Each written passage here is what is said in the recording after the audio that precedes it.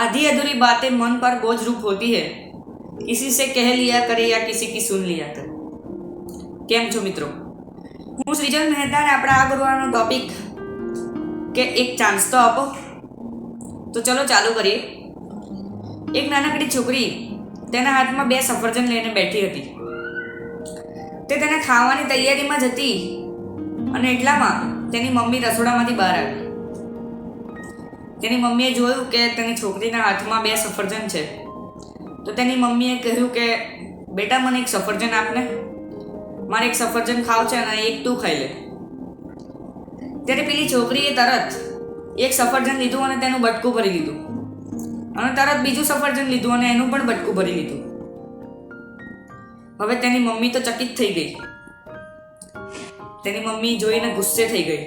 તેની મમ્મી બોલી કે બેટા આવું કરાય? તારે મને એક સફરજન ના આપવું પડે એટલા માટે તે બંને સફરજનને ખાવાનું ચાલુ કરી દીધું. અને એટલામાં એના પપ્પા બહારથી આવ્યા અને તે આ બધું જોઈ રહ્યા હતા.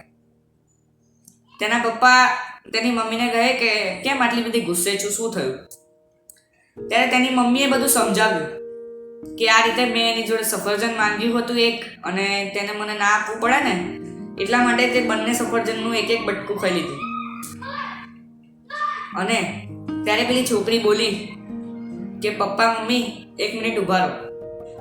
અને તેના પપ્પા બોલ્યા બેટા 1 મિનિટ મારી વાત સાંભળ, તે આવું કેમ કર્યું? તારી મમ્મીને તું એક સફરજન આપી શકતી હતી. ત્યારે પેલી છોકરી બોલી કે હવે હું બોલું.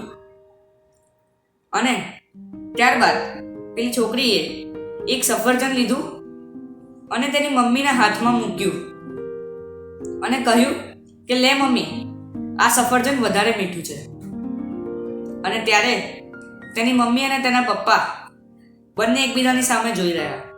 એટલા માટે મિત્રો, કોઈ દિવસ સામેવાળી વ્યક્તિ આપણને કોઈ વાત કહેતી હોય અને આપણે એની અડધી વાતને સાંભળીને તેને છોડી દઈએ તો એ અડધી વાત આપણા મગજમાં એક ગેરસમજ બની જાય છે.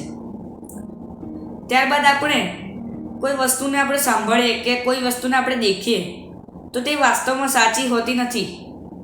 હંમેશા તે વાતને આખી ગહેરાઈમાં જઈને દેખવાની હોય છે. તો એટલા માટે મિત્રો એક ચાન્સ આપો. Thank you.